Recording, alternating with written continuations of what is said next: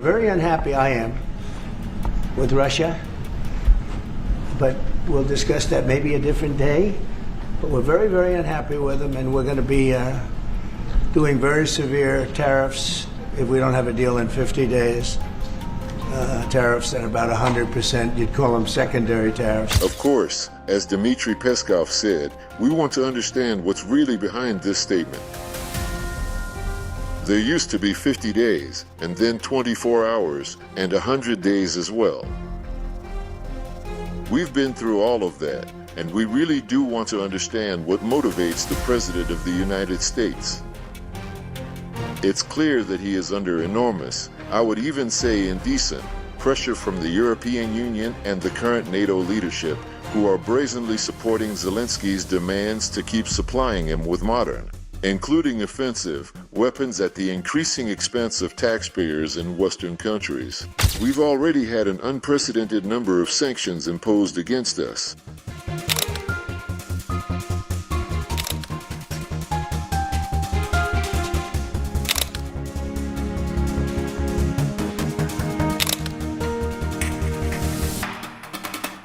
We would like to ask you to comment on Trump's statement about Ukraine yesterday. Are we, after what was said yesterday in Washington, still prepared to continue dialogue with the U.S. on normalizing bilateral relations and resolving the Ukrainian conflict? And, if I may, one more follow-up question.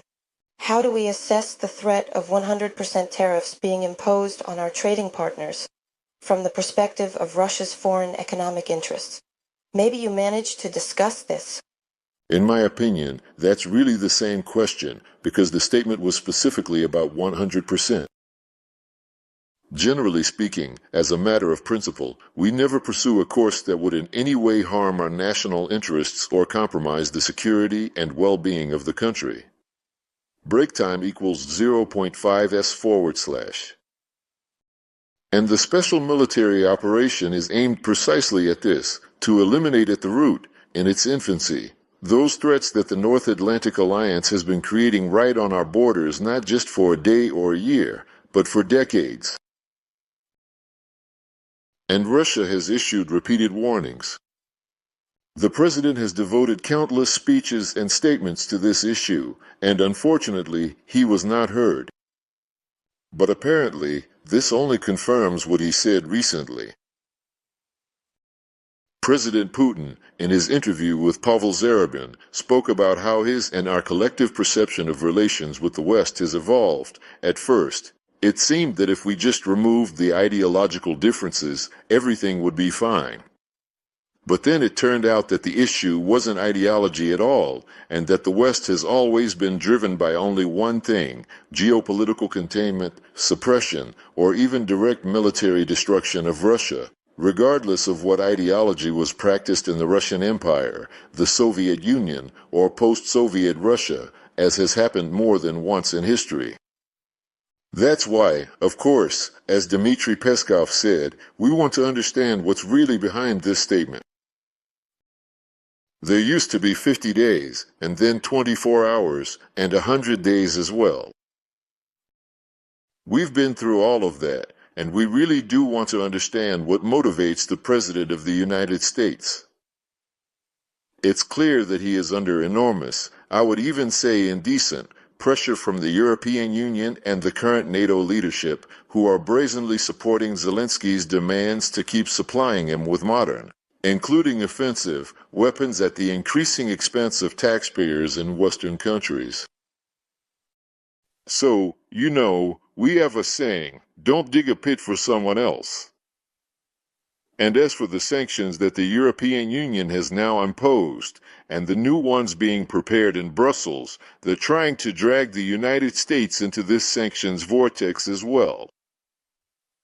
But President Trump explained very clearly that it will be Europe that ends up paying for all of this. All of this, of course, has already caused very serious damage to the European economy.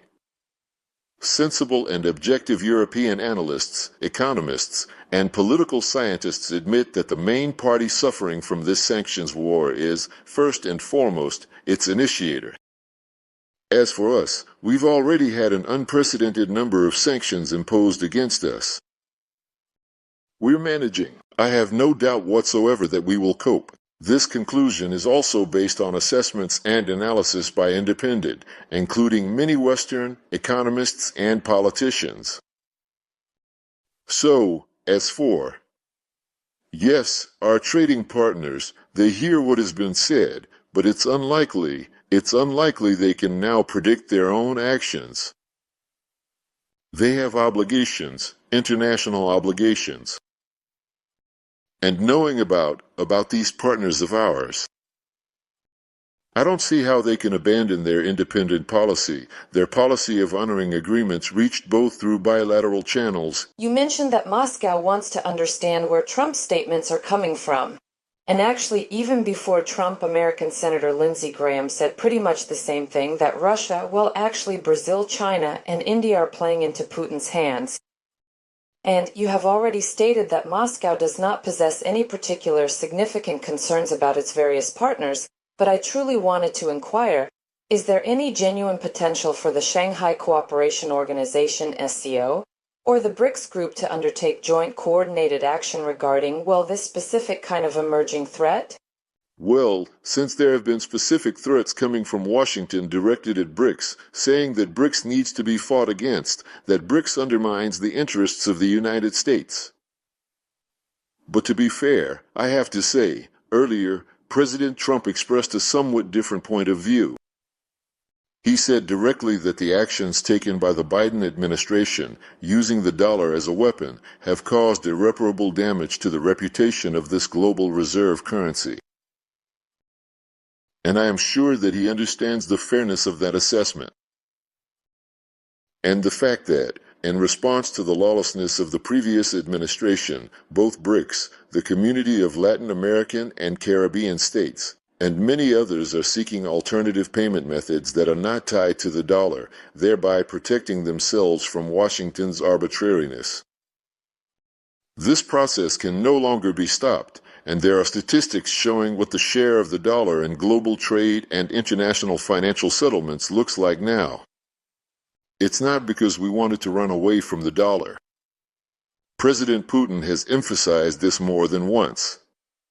It was the dollar that was chosen as a tool to punish those whose behavior Americans consider inconsistent with those very same infamous rules by which they want to maintain the entire world order.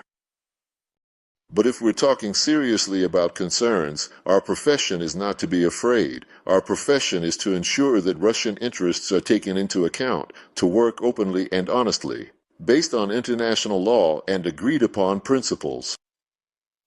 A self-respecting, strong, and independent state simply cannot act otherwise. And we have, I want to emphasize this once again, every reason to believe that the states that are part of BRICS are also sovereign and value their position in the global system. The organizers say, next network, so we have two final questions. Please. Nikolai Ivanov, Izvestia International Research Center. Sergei Viktorovich. American media claim that the United States is now literally forcing its allies Japan and Australia to decide how they will help Taiwan in the event of a conflict. In parallel, the United States and allies from 18 countries are beginning the largest exercises in Australia. Tens of thousands of military personnel are involved there. What do you think is behind this new surge of tension in the region? Well, it's not a new surge. It might be a new phase of the very same surge that began quite a few years ago, when the United States put forward the idea of developing and implementing the so-called Indo-Pacific strategies. By Indo-Pacific, they actually mean the Asia-Pacific region, which has always been called that and has never suffered because of it. But the Indo-Pacific strategy symbolized NATO countries' desire to expand their infrastructure into the Far East, into the Southeast Asian and Northeast Asian regions, to create alliances there with a nuclear component, like the AUKUS Alliance, United States, Britain, and Australia, or the trio of the US, South Korea, and Japan, who are conducting increasingly frequent and large-scale exercises, also with a nuclear element. And there are many others, like the so-called Indo-Pacific Four, overseen by the United States, New Zealand, Australia, Japan, and South Korea. And all of this is accompanied by NATO infrastructure moving eastward, including in such dangerous forms as the transfer of intermediate and shorter-range missiles to the Philippines, land-based missiles that were previously banned by the Russian-American Treaty. This is a very, very serious weapon that will appear for the first time in Southeast Asia. It's also moving into Europe, including Germany, by the way. So the whole process reflects NATO's aggressive eastward expansion. They wanted to absorb Ukraine, stumbled, but continue to pretend that they will definitely see it through to the end. And at the same time, as they use Ukraine as the spearhead of their attacks against Russia, although these attacks are becoming less and less noticeable. At the same time, they are also advancing eastward, so their desire is to ensure NATO control over the security situation across the entire Eurasian continent, instead of the constructive alternatives that we, the People's Republic of China, and our other allies and like-minded partners are promoting, namely, the creation, as I have already said, of an architecture of Eurasian security that is open, equal, and provides for the participation of all continental countries of Eurasia without exception. That's it. Now, specifically about Taiwan. You know, there are more and more speculations and provocations regarding the Taiwan issue. For example, not so long ago, when someone from the journalists drew President Macron's attention to the logic I just described, he said something along the lines of, NATO will not interfere in Asian affairs if China ensures that the Democratic People's Republic of Korea does not interfere in European affairs. What do you think about that? And if Russia is allowed, as Macron suggests, to take control over part of Ukraine, then what could happen to Taiwan? These are blatantly provocative statements. The West keeps assuring the People's Republic of China that it adheres to the One China policy and principle, but at the same time immediately adds that the status quo must not be touched.